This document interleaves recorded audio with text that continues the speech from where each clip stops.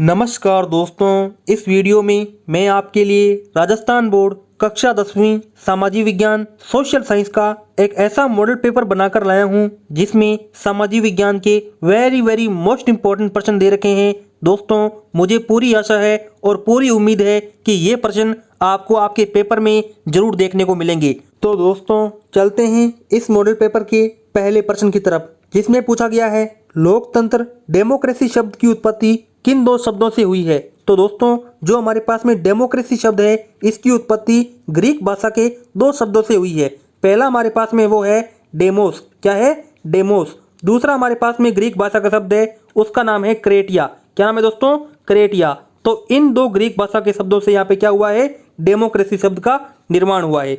आगे इस पेपर का दूसरा प्रश्न पूछा गया है स्वर्णिम चतुर्भुज महाराज मार्ग की व्याख्या कीजिए। तो दोस्तों, ये जो प्रश्न है मैं आपसे अक्सर पूछता रहता हूं क्योंकि ये वेरी मोस्ट इंपॉर्टेंट प्रश्न है। देखिए, आप देख सकते हैं ये हमारे पास में क्या है? इंडिया का मैप है। यहाँ पे दिल्ली है, यहाँ पे मुंबई है, यहाँ पे चेन्नई है और यहाँ पे कोलकाता है।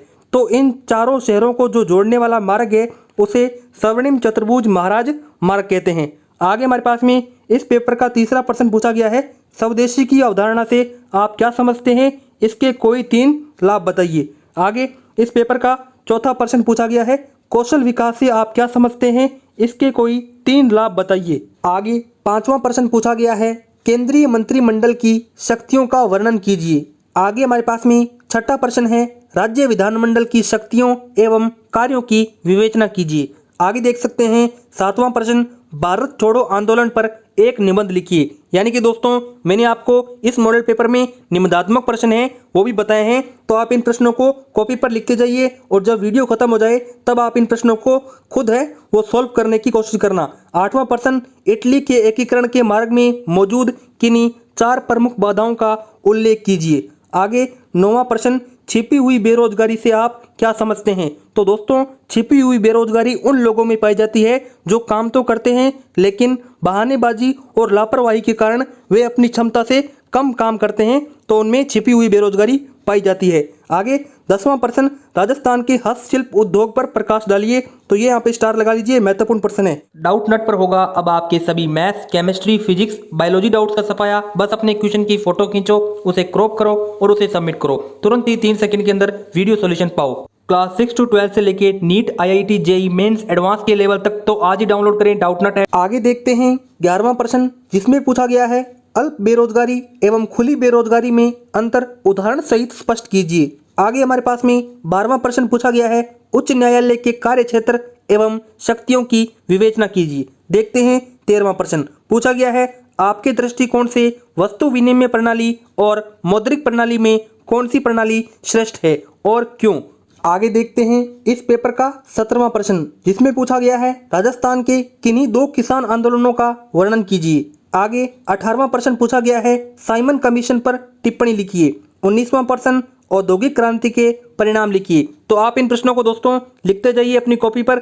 आगे हमारे पास में इस पेपर का अंतिम प्रश्न पूछा गया है भारत के दिए गए मानचित्र में निम्नलिखित को प्रदर्शित कीजिए। पहला है खेतड़ी, दूसरा है दिल्ली, तीसरा है जमशेदपुर, चौथा है पारदीप, 5वां है हीराकुंड परियोजना, छठा है होशंगाबाद, 7वां है बोकारो और 8वां है दामोदर घाटी परियोजना। तो बोकारो हमारे पास में कहाँ पे है? झारखंड के अंदर। होशंगाबाद हमारे पास में मध्य प्रदेश में है। दिल्ली तो यहाँ हमारे पास में देश की राजधानी वहाँ पर है ही, और खेतड़ी शायद तक यहाँ पे झुंझुनू में है। तो आप बताइए जितने भी और हीराकुंड परियोजना है, पारादीप है, जमशेदपुर है, ये कौन से राज्य में पड़ते हैं। दोस्तों, अब देखते हैं कि जो आपके पेपर के अंदर शुरुआती 10 छोटे प्रश्न आते हैं उसमें से जो मोस्ट इंपोर्टेंट प्रश्न निकाल के लाया हूं वो देखते हैं। इसमें पहला प्रश्न है हर्षवर्धन की साहित्य रचनाओं के नाम लिखिए। तो हमारे पास में उत्तर है नागानंद रत्नावली और प्रियदर्शिका। दूसरा प्रश्न पूछा गया है गुरु गोविंद सिंह को आनंदपुर क्यों छोड़ना पड़ा। तो इसका करेक्ट आंसर होगा सन 1705 ईस्वी में मुगलों के आक्रमण के कारण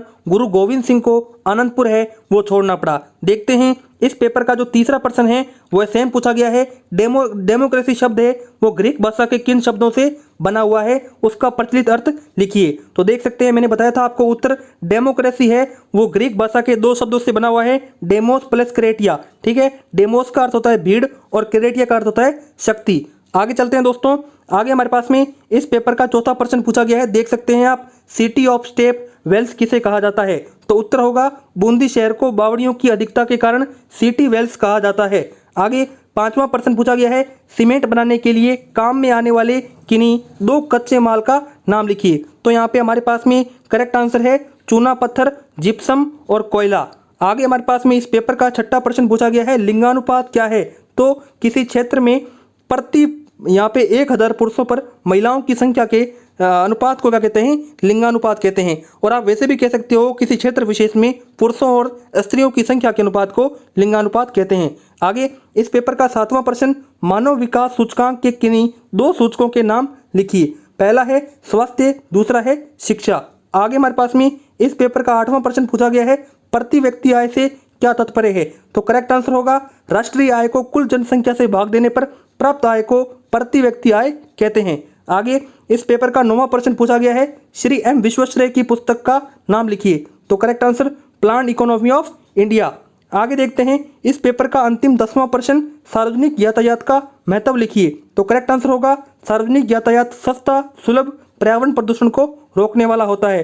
तो दोस्तों इस प्रकार से मैंने जो आपको पहला जो पेपर बताया था उसमें निबंधात्मक प्रश्न थे, और ये जो मैंने 10 प्रश्नों का आपको मैंने मॉडल पेपर बताया, इसमें जो लघुतरात्मक प्रश्न होते हैं, वेरी शॉर्ट क्वेश्चंस, वो आपको मैंने बताए। तो इस प्रकार से आपका जो कल का पेपर है 29 जून का, वो रहने वाला है। मुझे आशा है और पूरी उम्मीद है कि आपके इन 2 मॉडल पेपरों में से लगभग आपके 10 या 15 प्रश्न आने की पूरे चांस है।